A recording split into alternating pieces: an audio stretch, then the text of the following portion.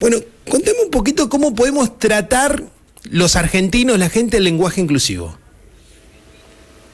Mira, primero y principal, el lenguaje inclusivo aparece por una especie de contracultura, o sea, no es una creación, digamos, de cómo las palabras mismas van brotando de la realidad, sino que hay un movimiento cultural que considera que hay que modificar intencionalmente algunas palabras. Esto hay que decirlo porque no es como que de repente tenemos la experiencia de la impuntualidad e inventamos la palabra impuntualidad, ¿no? Es decir, en realidad hay una intencionalidad de cambiar palabras, y a mí me gusta más bien hablar de palabras que pretenden ser inclusivas, porque en filosofía el lenguaje es mucho más que las palabras, ¿no? O sea, cuando uno analiza el lenguaje inclusivo, lo que se llama lenguaje inclusivo, en realidad lo que pretenden es cambiar palabras, porque el lenguaje son también las gesticulaciones. Si yo hago el pulgar hacia arriba, estoy en lenguaje y estoy sin palabras, ¿no? Entonces, lo que hay es una intencionalidad, me parece a mí, por parte de aquellos que defienden el lenguaje inclusivo, de introducir palabras que molesten,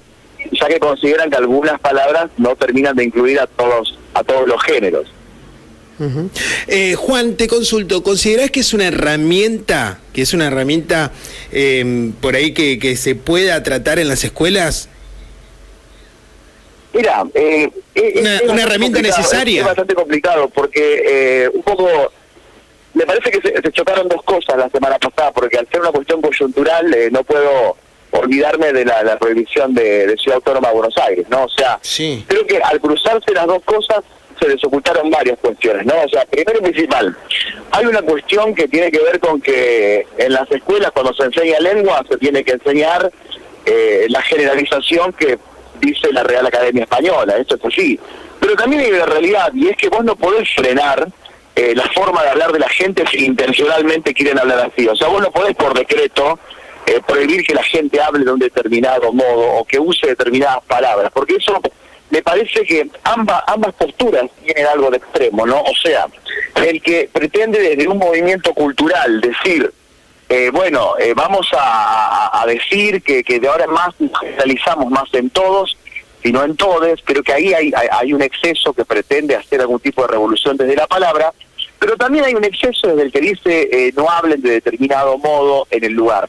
Lo que pasa que también es verdad que los distintos estamentos públicos tienen autoridad como para decirle a los docentes cuáles son los límites de su cátedra. O sea, esto forma parte de la burocracia que tiene el sistema educativo, ¿se entiende? Creo que hay que repensar también hasta qué punto este tipo de leyes es eficaz y hasta qué punto no tiene razón también un determinado poder ejerciendo los poderes si el docente termina cobrando el sueldo de un sistema estatal. No sé si se entiende a lo que voy. O sea, hay dos frentes ahí, ¿no? O sea, frenarlo no creo que lo frenen si hay intencionalidad de hablarlo. Bueno, y por otro lado también tienen derecho a decir hasta acá pueden llegar las clases.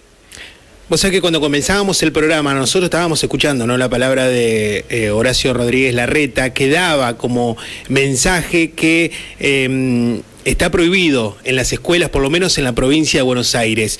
La ministra aquí en la provincia de Santa Fe dijo que se va a seguir incluyendo el lenguaje inclusivo en las escuelas. Ahora te pregunto a vos como profesor también, ¿no?, de filosofía. ¿Estás de acuerdo con esto?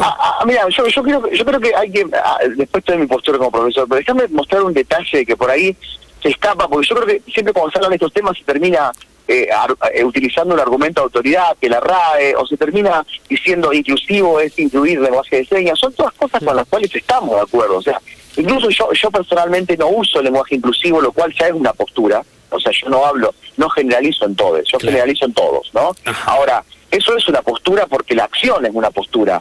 Ahora, también me parece que utilizar argumentos de autoridad, o sea, es como que retrocedemos 2000 años en la discusión, porque Aristóteles ya dijo que es una falacia al decir el Señor me lo prohibió, ¿me entendés? O sea, al decir la RAE lo prohibió. Si vamos al caso, me parece que incluso demuestra lo digo modestamente esto, pero una ignorancia de cómo funciona la RAE. La RAE no dictamina cómo tiene que hablar la gente, la RAE se mueve con el uso de las personas. Por ejemplo, pongamos la palabra septiembre, que yo dije toda la vida septiembre, como nos enseñaron, pero la RAE terminó admitiendo septiembre. ¿Por qué? Porque fue tanta la gente que terminó diciendo septiembre que no le quedó otra más que admitirla. O sea, la RAE no dictamina, sino que ve que se está usando la palabra y la termina usando. se entiende a lo que voy. O sea, eso por un lado. Por otro lado, me parece que vos podés, desde un estamento estatal, o siendo un alcalde o intendente, vos podés dictaminar no hagan determinada cosa, pero la eficacia de una norma no depende de la norma, sino de la complicidad, entre comillas, de aquellos que tienen que cumplir la norma. Lo digo en un ejemplo concreto. La norma dice que no hay que cruzar en rojo, pero estamos también todos de acuerdo en que no hay que cruzar en rojo, ¿se entiende? O sea, nosotros al no cruzar en rojo somos cómplices o socios de aquel que prohíbe cruzar en rojo. Entonces, por eso tiene eficacia la norma, porque estamos todos de acuerdo que si cruzamos en rojo nos matamos, ¿sí? Ahora, si vos querés dictaminar, no hablen de determinado modo, tenés que confiar también en que van a estar todos de acuerdo con la norma, porque si no va a quedar deslegitimada la norma. Entonces, mi opinión es, la prohibición desde un estamento estatal me parece a mí tan extrema como la imposición de un determinado movimiento cultural de que tenemos que cambiar las palabras por mero decreto. Lo que ninguna de las dos posturas hace es dejar que el lenguaje fluya. A eso es lo que voy. Si vos me preguntás a mí, ¿cuál es mi postura? Ahí está. El lenguaje fluye, y fluye ante los cambios de la realidad. Te voy a poner un ejemplo, y decime si por ahí me paso mucho, pero yo ya no digo más mi mujer, porque yo estoy casado hace 15 años. Sí. ¿Sabes por qué? Porque queda obsoleto en estos tiempos que estamos cambiando. Digo la persona que vive conmigo. Antes, hace 15 años, yo decía mi mujer, pero hoy hasta suena mal. ¿Por qué? Porque lo que cambiaron fueron las realidades. Hace 15 años, cuando yo me casé, decir mi mujer no chocaba, porque había otra realidad. Hoy hay muchos avances en los derechos de la mujer que hacen que yo parezca un estúpido diciendo mi esposa, mi señora, mi mujer. Y por eso digo la persona que vive conmigo. Cambié la palabra porque cambió la realidad.